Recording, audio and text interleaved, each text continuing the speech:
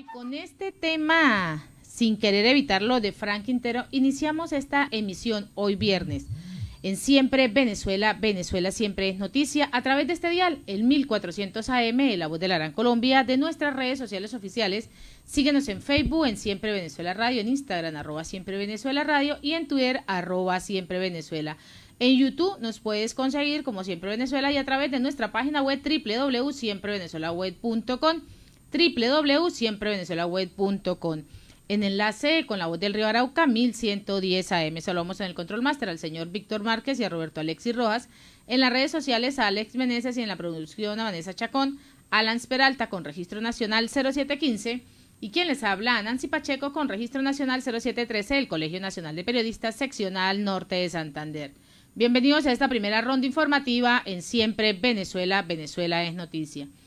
Y tu mensaje no es una provocación, es una falta de respeto, pues en el día de ayer veníamos hablando sobre la situación que se presenta entre estos dos candidatos, Carlos Ocaris y David Uzcategui. Pues ambos candidatos a la gobernación del estado Miranda continúan enfrentándose tras no lograr esa postulación única por parte de la oposición en la mencionada entidad regional donde se lucha contra el actual mandatario Héctor Rodríguez, el aspirante a la reelección por parte del Partido Socialista Unido de Venezuela, el PSUV, y el régimen de Nicolás Maduro. Con mucha responsabilidad digo que David Uzcategui no ha querido avanzar en los términos que el pueblo quiere. Propusimos llegar a unos acuerdos, no se han logrado, también propusimos unas encuestas y tampoco quiso, es decir, no hemos logrado construir eso que tanto estamos buscando, que es la unidad, y ya quedan aproximadamente 2 semanas para estas mega elecciones que se van a celebrar el próximo 21 de noviembre, es decir, hemos logrado, no se ha logrado construir esta unidad. Acá también viene pronunciándose Uzcategui: en la vida y en la política no se vale de todo, es una de las frases que tiene. No está bien, David, que te alíes con los malos. Además, ha venido presentando también Carlos Ocaris, su mensaje es una provocación y una falta de respeto en lo que no voy a caer, mi adversario no eres tú. Y no caeré en estas descalificaciones, así se vienen presentando y lo han realizado a través de un video en las redes sociales. Y en otro orden, Leopoldo López, pues tras esa decisión de la Corte Penal Internacional se siguen los pronunciamientos por parte de la población civil, por parte de los diferentes entes gubernamentales, también a través de los diferentes partidos políticos, sobre esta decisión que ha tomado el presidente, el fiscal de la Corte Penal Internacional, Karim Khan. Pues Leopoldo López ha salido también a pronunciarse y el opositor del partido Voluntad Popular y expreso político del régimen chavista, Leopoldo López, ha celebrado pues ese anuncio que ha realizado el fiscal de la Corte Penal Internacional, Karim Khan, tras su visita por Venezuela sobre los casos de la posible comisión de delitos de lesa humanidad que se han perpetrado por el régimen, y quien lo ha perpetrado pues ha sido el régimen de Nicolás Maduro, el cual pues ahora avanza en esa primera fase de investigación. Finalmente, tras esa visita, el fiscal Karim Khan se abre a esta investigación y se abre a la investigación contra Nicolás Maduro por esos crímenes de lesa humanidad. Maduro y su dictadura tendrán que responder ante la Corte Penal Internacional por cada preso político fallecido en sus mazmorras, por cada perseguido, por cada encarcelado injustamente, por cada torturado, asesinado. Maduro tendrá que responder ante la justicia internacional por cada violación de derechos humanos. La justicia llegará, es lo que ha venido agregando el exiliado en España. Así se está manejando el tema de la Corte Penal Internacional. Y ante eso, pues siguen también los diferentes pronunciamientos. Más de 100 ONG denuncian el acoso, la persecución contra los venezolanos que colaboran con la Corte Penal Internacional. Pues estas más de 100 organizaciones sociales y de derechos humanos han emitido el día de hoy un comunicado para denunciar ese acoso y esa persecución por parte del Estado venezolano contra que pues quieren cooperar con la Fiscalía de la Corte Penal Internacional. Luego de que en febrero del año 2018 la Fiscalía de la CPI anunciara ese examen, y es un examen preliminar, como bien lo hemos reiterado en diversas ocasiones, para investigar los posibles crímenes cometidos en Venezuela desde abril del año 2017. Diferentes personalidades políticas sociales pues han suministrado este tipo de información a los diferentes organismos. Como parte del proceso, el fiscal de la Corte Penal Internacional, Karim Khan, pues hizo esa visita al país. Finalmente, con el cierre del examen preliminar, se inicia esa fase de investigación. En esta misiva, pues las ONG señalaron que la presencia de Khan ha provocado una intensa campaña a través del Sistema Nacional de Medios Públicos para criminalizar y desprestigiar a quienes han remitido denuncias, incluyendo a quienes son defensores de derechos humanos. También han indicado que estas acciones por parte del Estado reiteran las diferentes conclusiones que recientemente ha mostrado la Misión Independiente de Determinación de Hechos sobre las profundas irregularidades que se han presentado en el sistema de administración de justicia, el cual es utilizado como ese instrumento de persecución. Asimismo, también las organizaciones responsabilizaron a las diferentes autoridades nacionales de cualquier acción contra la vida, la libertad y la integridad de quienes están siendo criminalizados por suministrar información a los mecanismos internacionales de protección de derechos humanos, en especial a la Corte Penal Internacional.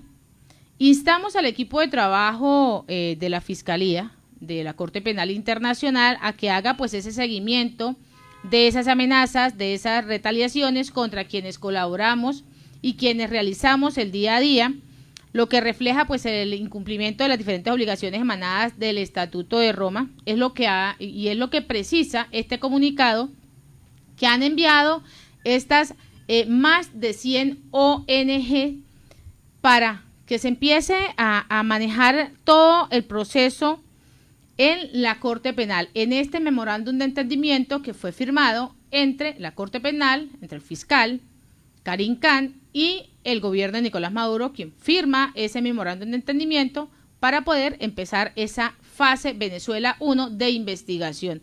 Así, pues se viene dando las diferentes manifestaciones, cómo el pueblo sigue hablando y cuáles son esas expectativas que se tienen con este caso.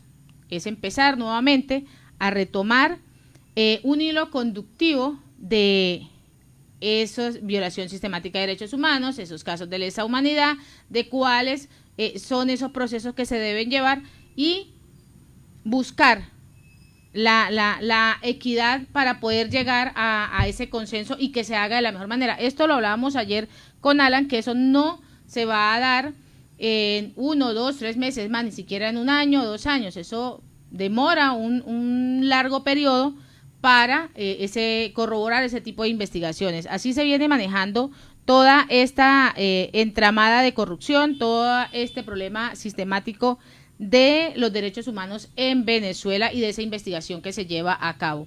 Ese es uno de los temas pues que se ha manejado muy relevante durante esta semana y que continuará siendo relevante en la vida de todos los venezolanos. Y en otro orden informativo, los trabajadores siguen pidiendo que sea justo su salario. Y hablamos de los trabajadores de la salud, hablamos de los trabajadores de los maestros, de todos los ámbitos en la parte económica, pero tenemos un material audiovisual donde los trabajadores venezolanos salen a las calles a defender ese derecho a ese salario justo. Y creo que esta es la parte bien importante donde el mismo pueblo, el mismo trabajador, pues necesita decirlo, necesita manifestarse. Escuchemos. Hoy estamos una vez más en las calles de Caracas exigiendo un derecho humano vital para todos los venezolanos, como es el salario, como es la salud. Nosotros, los trabajadores, nos encontramos en la calle reclamándole a este gobierno violador de derechos humanos.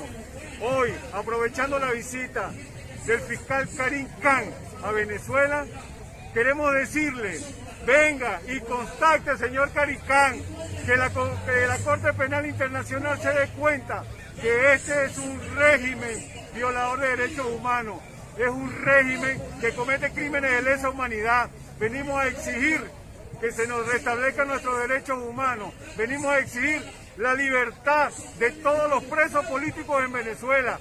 Basta de violación de derechos humanos, basta de crímenes de lesa humanidad. Los trabajadores en la calle exigimos, una vez más, se nos respeten nuestros derechos humanos y se castiguen los crímenes de lesa humanidad. Señor Caricán, la pelota está en su cancha. Es hora que demuestre al mundo entero su capacidad para resolver el problema con los violadores de derechos humanos.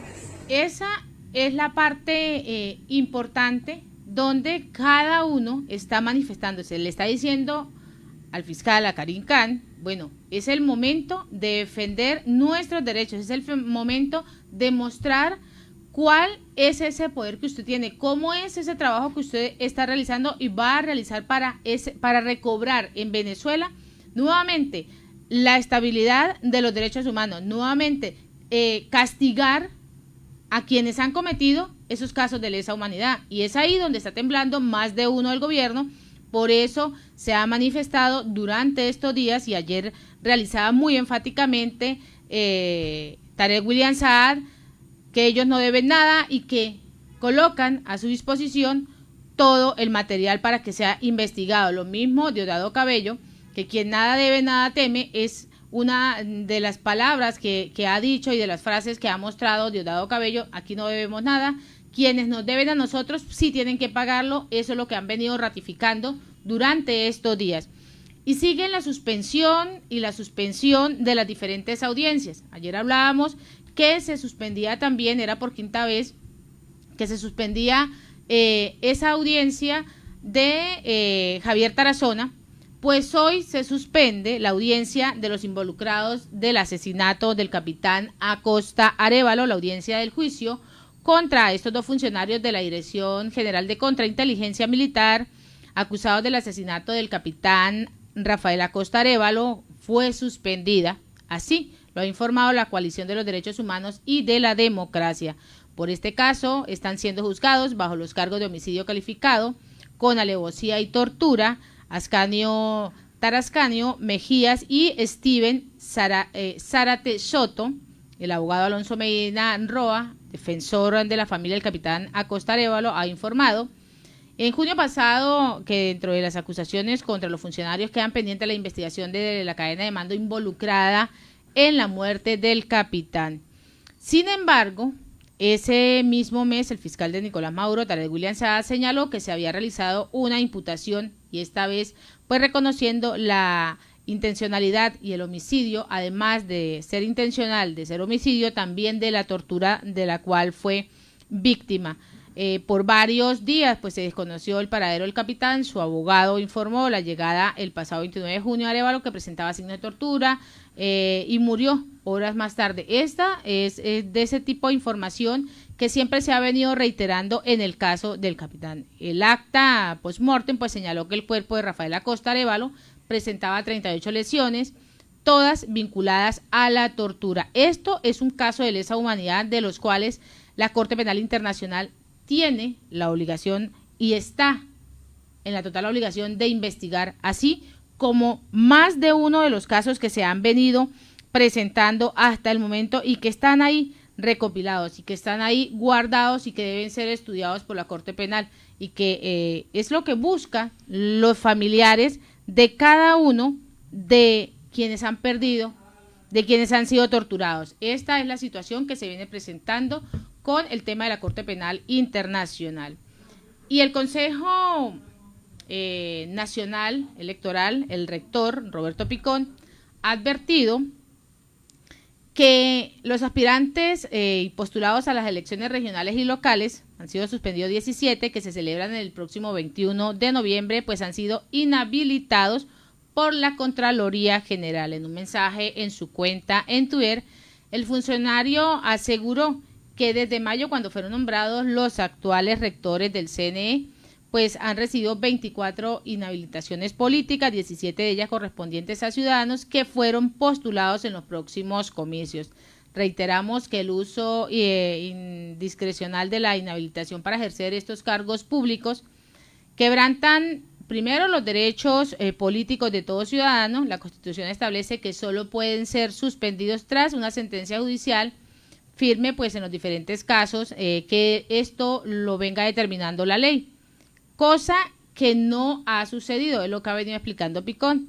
En el artículo 65 de la Constitución venezolana se refiere que no podrán optar a cargos alguna elección popular quienes hayan sido condenados o condenadas por delitos cometidos durante el ejercicio de sus funciones y otros que afecten al patrimonio público dentro del tiempo que fije la ley a partir del cumplimiento de la condena y acuerdo de la gravedad del delito.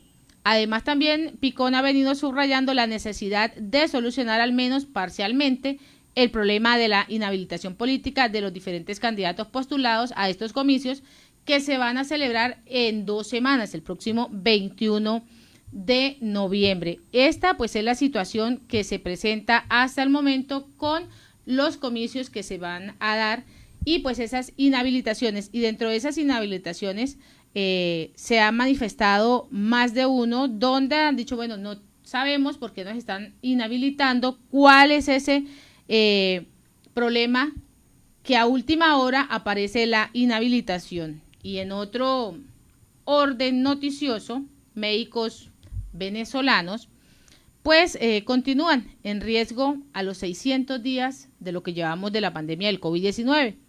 En 16 meses pues han muerto 527 médicos en Venezuela. La cifra representa el 10,77% del total de los casos mortales anunciados por la Comisión Presidencial hasta el 31 de octubre. Especialistas señalan que existen distintos factores que están haciendo que los médicos se contagien y además que mueran, a pesar de que en el país hace meses ya están aplicando las vacunas contra la enfermedad. Esto es lo que vienen indicando, pero además también precisan que estas estadísticas sobre el personal de salud, sobre el personal médico, no está siendo aplicado de la manera adecuada, no se tienen los protocolos de bioseguridad, no tienen los implementos de protección de bioseguridad para ellos poder brindar la atención necesaria y protegerse a ellos mismos y proteger a sus familias. Así, son esas cifras irregulares que el gobierno presenta. Sí ha llegado vacunación, pero no se tiene un plan. Nunca se ha protegido desde el 20 de marzo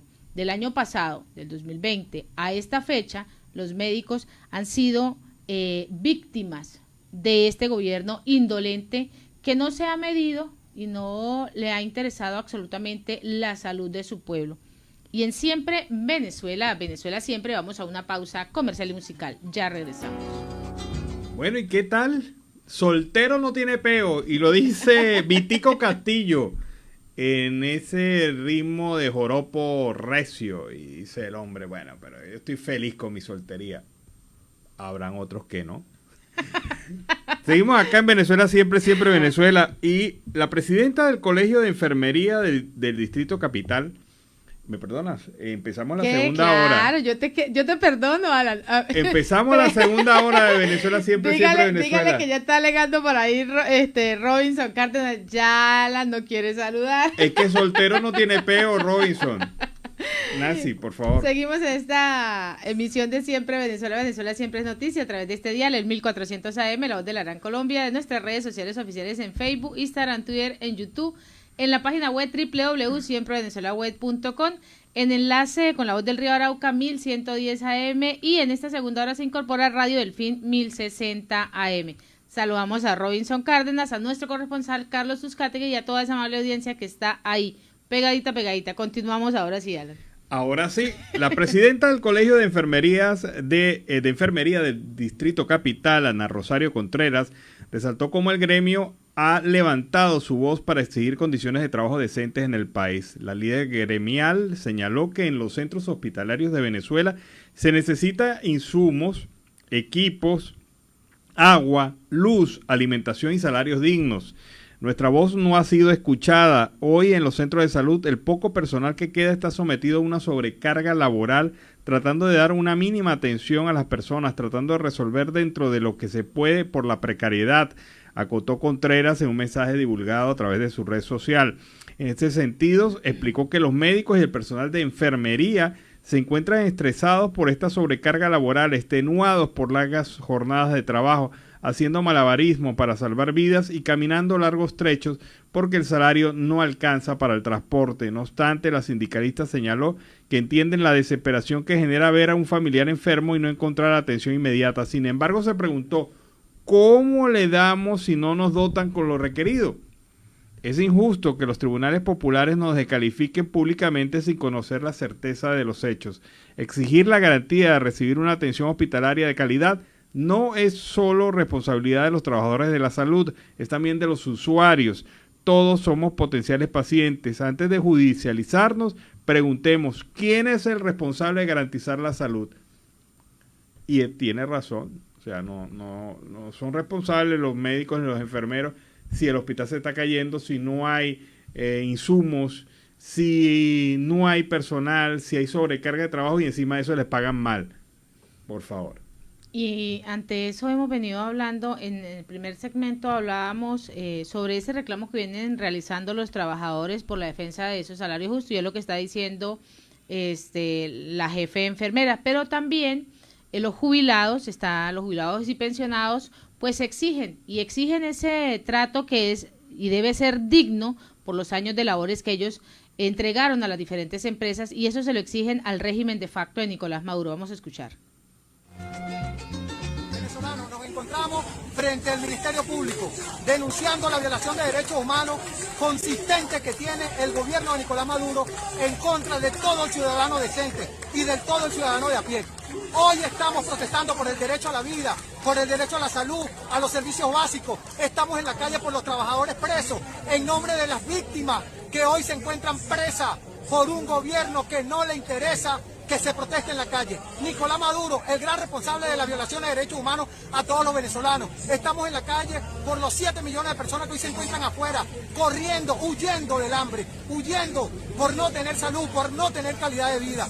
Estamos en la calle buscando de decirle al mundo y a Karim Khan, aquí está el pueblo venezolano reclamando sus derechos. Calle y lucha, donde se consiguen las reivindicaciones personales, laborales y dignificativas. Calle y lucha toda Venezuela, todos los días, hasta que caiga la tiranía. Oye, ese es el sector de los jubilados y pensionados en Caracas. De verdad que están bastante molestos y no es por menos. O sea, el salario, el ingreso que reciben por sus pensiones no alcanza absolutamente para nada en Venezuela. Y en Siempre Venezuela siempre, vamos con la segunda parte de Vigilante Electoral. Esto es Vigilante Electoral, una rápida visión sobre el proceso nacional de elecciones del próximo 21 de noviembre. Y según el analista político Víctor Álvarez, Venezuela ya no está dividida entre chavistas y opositores. La polarización cede ante otras expresiones que no se identifican con los bloques en pugna. Manifiesta Álvarez que ni los partidarios del gobierno ni de la oposición son mayoría. Según Data Análisis, los NINI sumaron 67% en lo que va del año 2021. No se trata de indiferentes, imposición ni activismo político, sino de un creciente malestar nacional que rechaza a un liderazgo político incapaz de acordar soluciones para sacar adelante el país. Señala Álvarez que la debilidad de los independientes radica en que carecen de organización partidista, tampoco tienen líderes prominentes con aspiraciones políticas, razón por la cual no tienen claro cómo capitalizar electoralmente el descontento nacional. Al no sentirse identificados con los candidatos del gobierno ni la oposición, suelen abstenerse, y esta situación pues hace que dentro del proceso electoral no tengan mayor incidencia dentro de estos procesos electorales recientes y los que se están planificando. Lo cierto del caso es que esta es una mayoría importante que debe ser entendida y debe ser comprendida según lo señala Víctor Álvarez. También, por otra parte, Andrés Scholeter, conocido también como Andrés Chola, mantiene una intensa campaña de promoción del voto en el municipio Sucre de Caracas. Nosotros estamos comprometidos con ponerle la cara al municipio Sucre, con salir de esta situación de abandono en la que hoy se encuentra nuestro municipio. Nosotros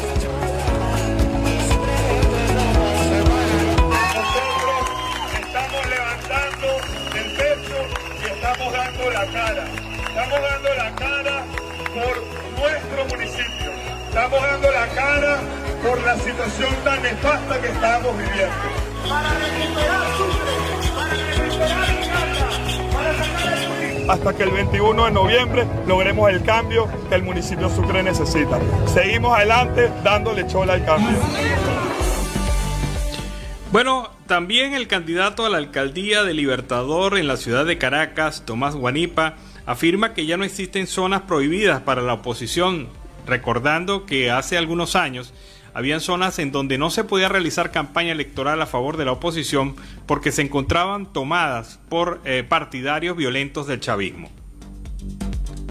Nos dijeron que era imposible pisar la Plaza Bolívar. 22 años de gobiernos municipales del PSUV y han destruido la ciudad. El cambio viene ya. Que era imposible pisar la Plaza del Venezolano. Se oye en todo Libertador una sola palabra: cambio. Cambio para Caracas, cambio para Venezuela. Ya basta, ya basta. Ya basta. Acercarnos a la casa de Bolívar. ¡Vamos, hermano! ¡Vamos, para adelante! También nos dicen que es imposible llegar a la alcaldía. ¡Vamos, mi vida!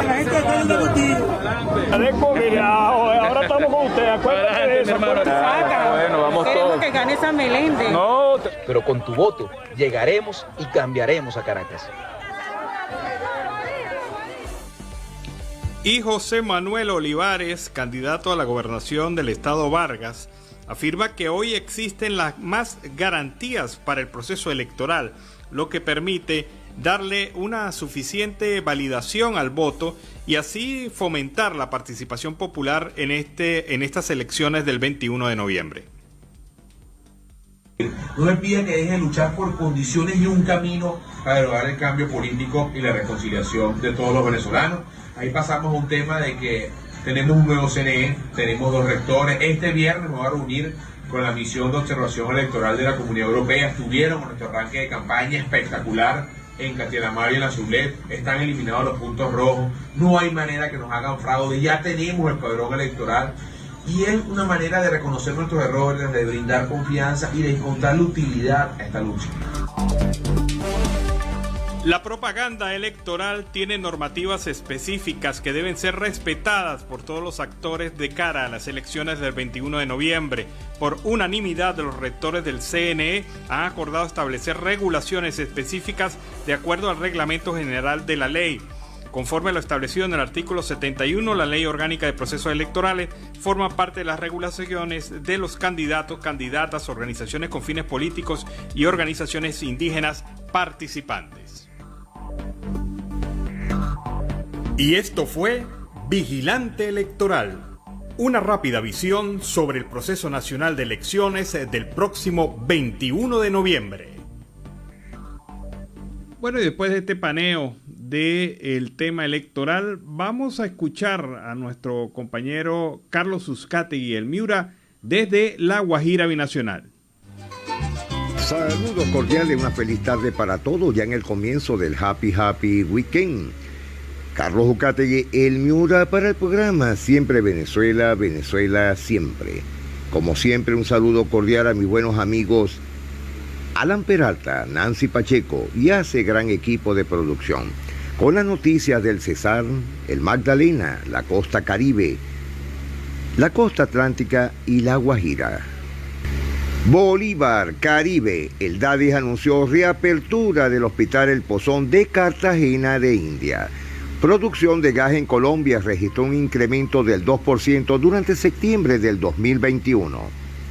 La empresa aérea Viva Air recibió aval para 65 nuevas rutas que conectarán a Colombia con el Centro y Norteamérica.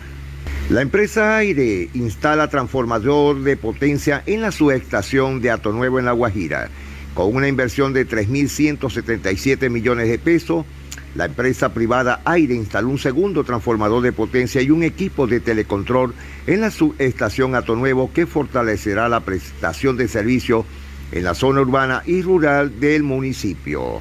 123.096 jóvenes y docentes serán jurados de votación en elecciones de los consejos de juventud. El Ejército Nacional denuncia que 2 soldados fueron secuestrados en el norte de Santander. El gobierno anuncia sanciones severas a los establecimientos que no pidan el carnet de vacunación contra el COVID-19. David Barguil es el candidato presidencial del Partido Conservador. Estudio del Banco de la República revela de cuánto sería el aumento del salario mínimo para el 2022. Listo el parador de 4 vías en la frontera colombo-venezolana de la ciudad de Maicao. 3 importantes logros consigue la Asociación de Gobernantes Afro en la primera reunión en el archipiélago de San Andrés. Ya Barranquilla empezó la vacunación a niños de 3 a 11 años en los colegios públicos del departamento. Según la gobernadora Noguera, en el Atlántico se han recuperado 63.000 empleos perdidos en la pandemia. Corte Constitucional aplazó fallo en caso del expresidente Álvaro Uribe Vélez. Ya salió la primera cédula colombiana que identifica a Michael Durán con T de transgénero. Con orden de captura buscan al compositor Tico Mercado. La costa atlántica llegó a cifras récord en recaudo del impuesto vehicular. Sigue el caso del embalse del Guajaro, por el alerta por el incremento del nivel del embalse. Defensoría del Pueblo visitó zonas inundadas por torrenciales aguaceros en San Pelayo. Aumentan otra vez los niveles del río Magdalena en el sur de la costa atlántica. Alerta en 9 municipios del Cesar por deslizamiento. Revuelo en las redes sociales, polémica por sugestivo video de Aida Merlano grabado en Consejo Municipal. Realizan estudios sobre el impacto de arena del río. En cultura, ya para este fin de semana, esta es la agenda cultural para el fin de semana en los municipios de la costa atlántica. Puerto Colombia, Sabana Grande, Campo de la Cruz, Candelaria y Galapa se preparan para mostrar lo mejor de su arte, cultura y gastronomía. La lucha contra el dengue no cuenta con recursos suficientes en el departamento de Sucre. El diputado Jairo Barona Taborda, presidente de la Asamblea de Sucre, anunció acciones inmediatas ante la Secretaría de Salud. El presidente Iván Duque Marcos llegó a la Expo Dubái para ampliar la inversión agrícola. El mandatario afirmó que hay inversiones aseguradas por $70 millones en el sector de energías renovables en Colombia. Liderazgo femenino en Colombia y Latinoamérica, una causa apremiante. Felicitaciones al colombiano Jesús Ferreira, fue convocado a la selección de los Estados Unidos. Caimanes afila dientes y va por el bicampeonato nacional. Atracos en Valledupar, asaltan otra joyería en el Valle. Delincuentes armados se llevaron más de 100 millones de pesos en prenda y dinero en efectivo del establecimiento en pleno centro de la capital. Cerrejón, la empresa minera de La Guajira, firma acuerdo con 63 comunidades para cumplir la sentencia T-704. Venezuela confirma Cariaco González para la doble fecha de la eliminatoria. Artesanos de La Guajira y el Putumayo estarán en Expo Dubái 2021. Coro, Festival del Pescado y Ruta de las Artes siguen reactivando la agenda cultural de la costa atlántica. Barranquilla con el tercer mayor índice del país en la tasa de hurto a las personas. Según el gerente de Monómeros, Guillermo Rodríguez, Monómeros cada vez estará más fuerte. Retén ilegal de las residencias de la FARC en el norte de Santander. Incendiaron una tractomula. Confirmado el Ministerio de Energía, en el 2% aumentó la producción de gas en Colombia. El legendario buque ARC 20 de julio visitará Barranquilla el 6 de noviembre. La tormenta tropical Wanda se mantiene en medio del Océano Atlántico. 52% de las microempresas del Caribe colombiano miran con optimismo su situación económica. Alerta roja en Cartagena de India por el dengue. Habilitan 38 nuevas camas. Película El Encanto llegará a Colombia el próximo 24 de noviembre. El realismo mágico de Gabriel García Márquez, el Gabo, presente en la película El Encanto de la Walk Premier. Nuevos cambios en el proceso. El 5 de enero se firmaría el contrato con el nuevo aliado de Indupar en Valledupar. Sigue la polémica, se calienta el debate, duro cruce entre el senador Sanguino y el alcalde Mello Castro. Insólito, pero es una realidad. Carnet de vacunación para las iglesias. El Ministerio de Salud explicó que sí será obligatorio. Capitán del INPEC condenado por fuga de Aida Merlano está prófugo de la justicia.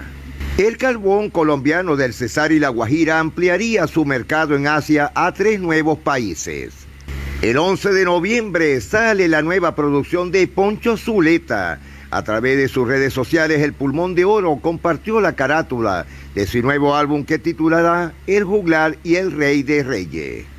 La Fiscalía Nacional investigará a 15 militares por muerte de 3 indígenas guayú en La Guajira. A punta de goles, Luis Díaz conquista tierras europeas.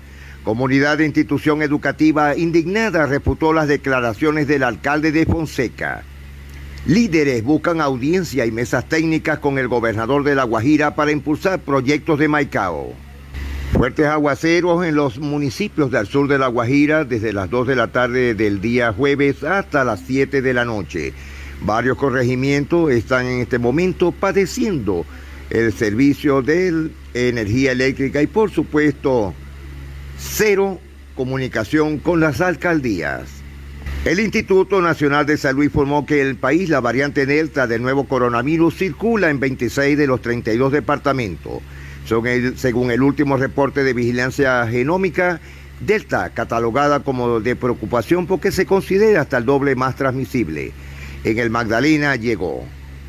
Y en el caso del turismo en Santa Marta, Gaira, el Rodadero y el sector industrial estarán sin energía en el día de hoy.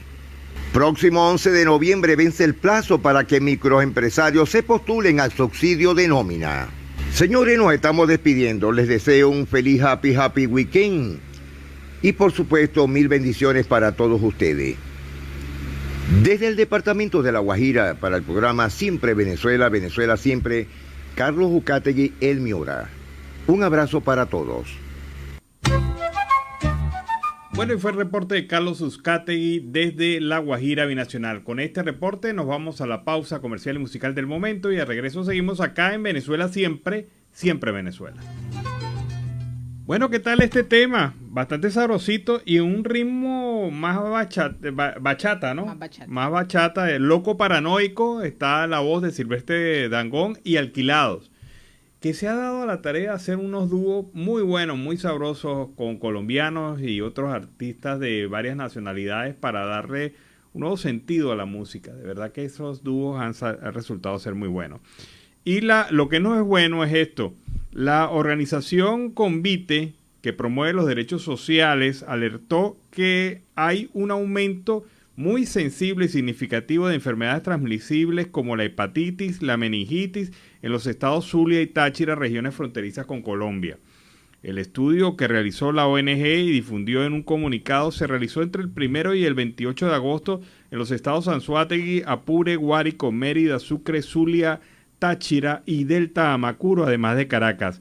En el detalle, se contabilizaron en ese lapso 32 casos de malaria, 258 casos de dengue, 33.977 casos de diarrea, 4.213 casos de amibiasis, 45 casos de meningitis bacteriana, 64 casos de hepatitis no específica, 239 casos sospechosos de sarampión y 565 casos de candidiasis genital, entre otras enfermedades. Los casos de hepatitis solamente en el estado Táchira arribaron a 257, mientras que en el estado Zulia los casos de meningitis bacteriana reportados son 44 y se localizaron 12 casos de meningitis viral. El estado Sucre es la región con más casos de malaria en Venezuela. Bueno, y es alarmante el informe de Convite, pero más alarmante es saber que muchas de estas enfermedades ya habían sido prácticamente erradicadas de Venezuela. Así es. Y que vuelven porque no se siguen los protocolos de atención médica a la población, no hay un plan de seguimiento a las enfermedades, no hay planes de control, no hay atención médica efectiva, es decir, todo un desastre. Volvimos a los años 40, 1940, cuando Venezuela tenía entre el 38 y el 40 la campaña contra la malaria. Volvimos a los años 40, retrocedimos 80 años en términos de salud.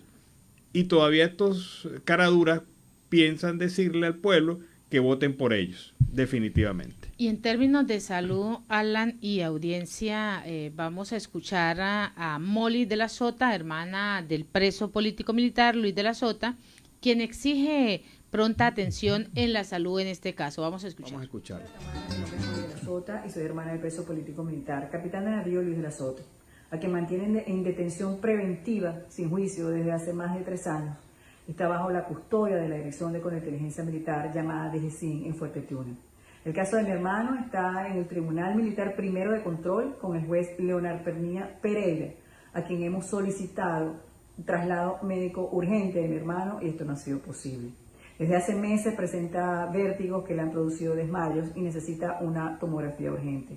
Asimismo, mi hermano es hipertenso y tiene una condición renal que amerita el monitoreo constante del nivel de creatinina.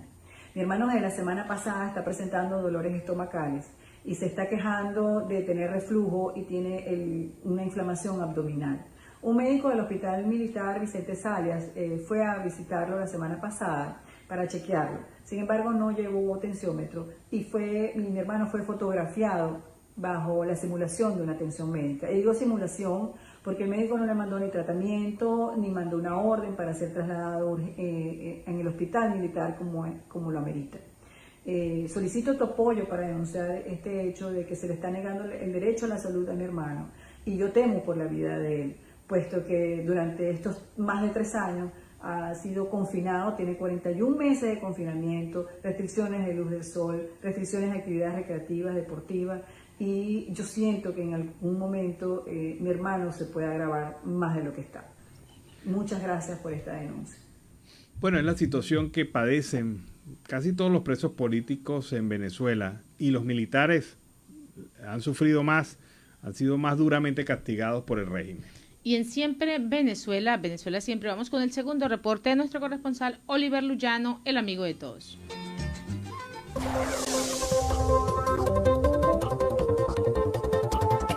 ¿Qué tal, amigos de Siempre Venezuela? Desde esta zona de frontera, desde Arauca, reporta para ustedes el amigo de todos, Oliver Luyano, guariqueño y de Saraza.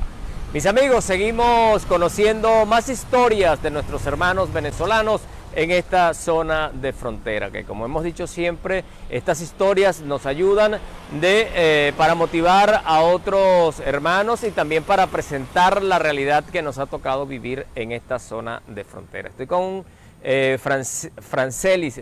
Francelis, bienvenida, gracias por aceptar conversar con nosotros para Siempre Venezuela. Gracias a usted por la... ¿De qué parte de Venezuela tú eres? Yo vengo de Barquisimeto, Estado Lara. ¿Y hace cuánto tiempo que llegaste acá a Arauca? Llegué en septiembre del 2017. ¿Y por qué te viniste? Pues la verdad la situación estaba un poco difícil para mí. Yo era madre soltera prácticamente.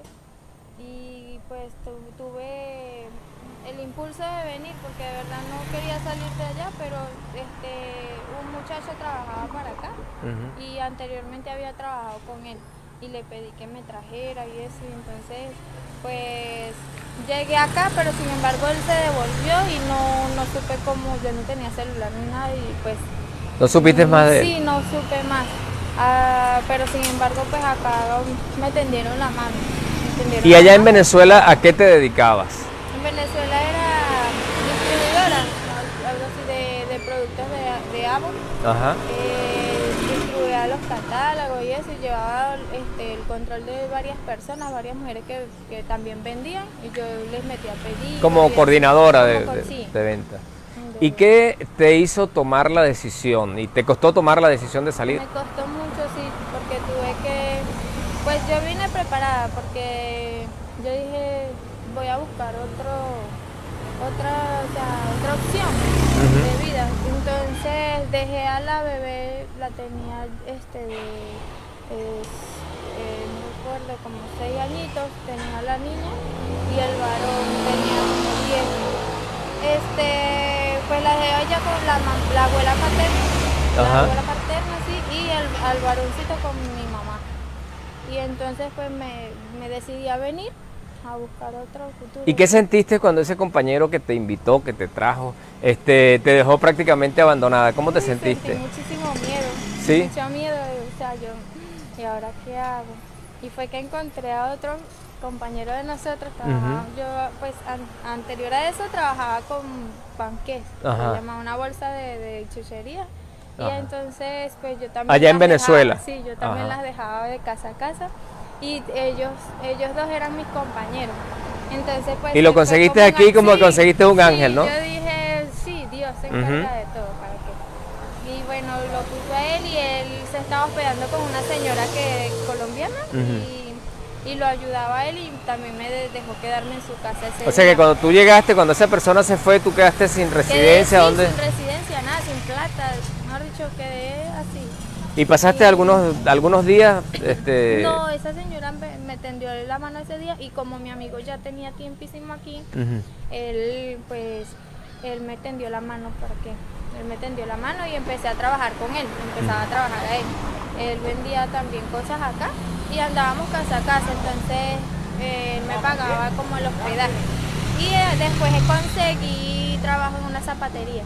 Ya. ¿Y en algún momento pensaste regresar? ¿Sentías que frustración? Yo decía, para allá no voy porque yo no me voy a ir derrotada. Yo decía, o sea, yo estaba dispuesta a luchar, porque de verdad ya no...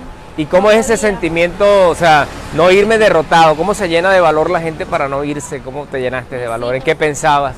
En mis hijos. ¿Y hoy día ya tienes a tus hijos acá? Sí, ¿Está la familia completa? ¿Quiénes están? A los 10 meses me los traje. Yo empecé a trabajar en una zapatería, luego encontré una venta de comida rápida y ahí me los traje porque me iba mucho mejor. Le trabajaba a ellos en una comida rápida, ellos se llama... un restaurante que se llama Ochoa, Food Company. Y para aquellos muy buena gente. Y me dieron trabajo en las noches y en el día en su casa. O sea que trabajaste fuerte, duro, ¿no? Duro, pero no, me gustaba. Mientras hubiera trabajo. Y aquí, ahora, ¿qué estás haciendo? ¿A qué te estás dedicando? Pues después de todo eso... Cuéntanos ese trayecto hasta la Francis de ahora, ¿ah? Todo lo que ha pasado. Una experiencia muy bonita para ti. Pues a pesar de que ha sido duro, no ha sido fácil, pero Dios, cuando estamos con Dios, de por medio, mire, Dios abre las puertas que tenga que abrir. Qué bueno. Y hemos hecho portones de bendición. Qué bueno. Sí. Me comentabas que tienes una pareja acá en Colombia, ¿no? Sí, bueno, yo duré 10 meses acá sin mis hijos, me los traje, pero ya, como le digo, tenía un buen trabajo. No era que ganaba mucho, pero por lo menos los podía tener acá. Yo pagaba una piecita y pues los traje, después averigüé para estudiar, me lo dejaron entrar así sin uniforme, me dejaron poco a poco irle comprando los útiles y sin embargo me consiguieron un morralito con útiles. Y así poco a poco le fui comprando un pantaloncito, una camisita blanca, después los uniformes y así. Pero en ese transcurso, cuando eso, conocí a mi pareja de hoy, ¿sí? Y pues para qué, hasta el sol de hoy se porta muy bien. Qué bueno, qué bueno. Me ayuda, pues bien. Y bueno, cuando eso, yo dejé de trabajar en ese restaurante y vendía tintos en la calle. Y ahí fue donde lo conocí a él. Qué bien. Vendía tintos así y esto, no casa a casa porque la verdad pues conocí mucha gente que también fueron muy fundamental para mí, me ayudaron bastante. Personas de negocio, técnicos, odontología, zapatería. O sea que podemos decir que has sido bendecida en esta tierra, sí, que la gente te ha recibido muy bien. ¿Qué mensaje tenemos que darle a los hermanos venezolanos que nos están escuchando y que tienen planes de salir de Venezuela? ¿Qué le podemos decir? Pues la verdad, como dice, cuando uno está agarrado de Dios, sí, Dios pone su gracia en nosotros, ¿sí? Y cuando nos portamos bien, pues Dios como le respalda a uno. Lo único que nosotros tenemos que hacer es hacer el bien, ¿sí? Y trabajar con amor, con fundamento, porque de verdad estar acá en Arauca o en Colombia o en cualquier parte del mundo no es fácil. Tenemos que pagar arriendo, tenemos que pagar el agua, luz. Y esos son servicios que los pagan los venezolanos y los colombianos, ¿no? Y a los que no estábamos adaptados nosotros allá. Sí. Pero siempre, tenemos las posibilidades. No seremos millonarios, ni vamos a tener mucha plata, pero acá se puede Se vive bien. Trabajando, sí, con fundamento. ¿Y deseas volver a Venezuela? Sí, claro. Sí me gustaría, pero bueno, de verdad no a vivir, porque... ¿Ya estás establecida aquí? Me establecí acá con mi esposo, sí. Pero sí, me gustaría ver a mis abuelos. Son los únicos que sí me hacen muchísima falta. Y bueno, ¿y qué extrañas de allá, además de tu familia? ¿A quién extrañas? ¿Qué extrañas? ¿Qué extrañas de Barquisimeto? Ay, pues pasear en ese centro comercial. En el Sambil. Sí, pasear uno aquí, pues trabajar todo el día y bueno, gracias a Dios disfruto de mis hijos. Qué bueno. De mi mamá, de mi familia, pero sí extraño muchísimo a mis abuelos. Ya te lo veo en la cara. Bueno, Francely, quiero agradecerte por compartir con nosotros tu experiencia acá en Colombia, de verdad agradecido. Te deseo el mayor de los éxitos en todo lo que emprendas. Bueno, gracias por la oportunidad también, de verdad fue sorpresa.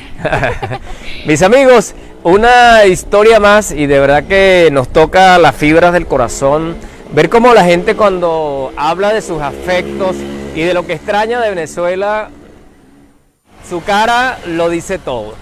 Mis amigos, desde esta zona de frontera, reporta para ustedes el amigo de todos, Oliver Luyano, guariqueño y de Zaraza.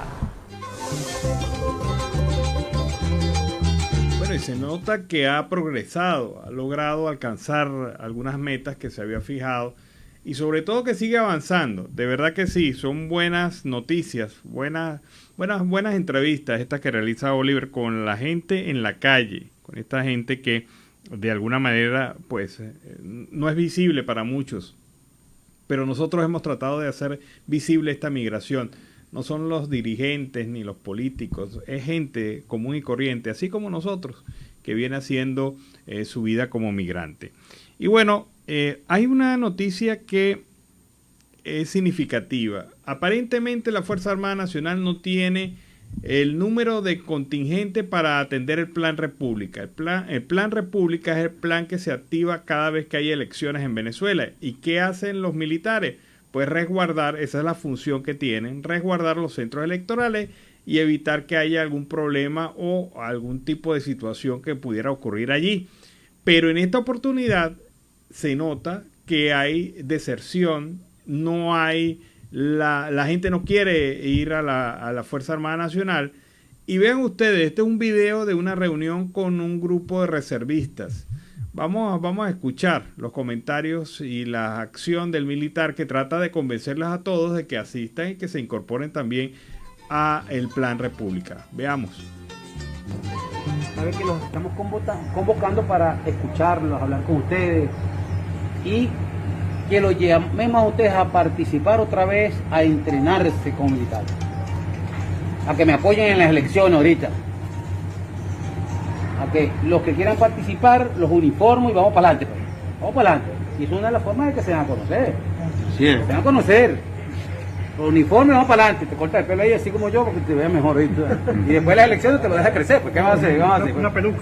Pon una peluca, o te pones el sombrero así enterrado para no te vean, pero bueno. En mi época, mi general de broma, yo sí de la promoción. Espérate un momentico, estoy hablando yo, date de mano. ¿Sabes lo que cuesta agarrar como antes la soy para hablar, verdad? Sí. Escúchame. Entonces eso, invitarlos a que en el proceso electoral ahorita nos reactivemos, nos colaboremos, nos veamos la cara y asumamos un rol protagónico en las elecciones que vienen ahorita el próximo 21. Son las intenciones de mi general jefe Hernández Lares, comandante estratégico operacional. También poner ciertas cosas que están a la orden, ¿ves? Una de las cosas que estamos hablando, ya tenemos una emisora que se llama Radio Base 103.1, donde hay unos programas que ustedes pueden participar allí para dar conferencias de la vida y buenas cosas que hicieron como ustedes cuando estaban en el cuartel. Esos son morales, datos tips para la población de una persona honorable, porque aquel que se va del cuartel se lleva también el honor de haber participado o estado en el cuartel. Ustedes lo saben. Llegar a esos grados que ustedes obtuvieron no es fácil. Bueno, tienen la oportunidad de hablar eso, de congeniar con nosotros los que estamos activos para que podamos atender sus necesidades. Porque, cónchale, la guerra económica, la guerra brutal nos ha impactado en todo. O sea, que no es que los militares activos están en contra de la reserva activa, no. Eso es mentira.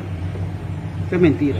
Brutalmente nos ha golpeado la guerra económica y ese bloqueo descomunal que le han hecho a nuestra patria, y es por eso que estamos ahorita sufriendo y estamos rodilla en tierra, porque este territorio es independiente y libre, es venezolano. Y no puede venir una potencia. Puro bla, bla, bla. Un discurso político. Al principio se entendía que era la necesidad de incorporar a la milicia de reserva, ¿no? Y se le ofrecieron varias opciones a la gente, pero después se transformó en discurso político, y esto es el problema de la Fuerza Armada Nacional en Venezuela, que actúan más como políticos que como militares, algunos efectivos de esta fuerza. Y allí están estos señores tratando de ser el general tratando de convencerlos de que se incorporen nuevamente a la milicia, que les pone uniforme, que les manda a hacer el corte de cabello, que no se preocupen por eso. Hasta peluca les van a colocar. Hasta peluca pidieron y bueno, le ofrecieron. Pero así está la Fuerza Armada Nacional Venezolana, y así estamos en miras apenas 2 semanas del proceso electoral del próximo 21 de noviembre, y vean ustedes, buscando tropa. Qué lamentable. Sí, definitivamente. Y así, con esta nota hemos llegado al final de esta emisión de Siempre Venezuela. Venezuela siempre es noticia, a través de este dial, el 1400 AM, La Voz de la Gran Colombia, de nuestras redes sociales oficiales en Facebook, Instagram, Twitter, en YouTube, en la página web, en enlace con La Voz del Río Arauca 1110 AM y Radio Delfín 1060 AM. Agradecemos en el Control Master al señor Víctor Márquez, a Roberto Alexis Rojas, a Robinson Cárdenas, en las redes sociales a Alex Meneses, en la producción a Vanessa Chacón, a Alan Peralta con registro nacional 0715, y quien les habló, Nancy Pacheco, con registro nacional 0713 del Colegio Nacional de Periodistas Seccional Norte de Santander. Hasta la tarde. Hasta la tarde, cuídense.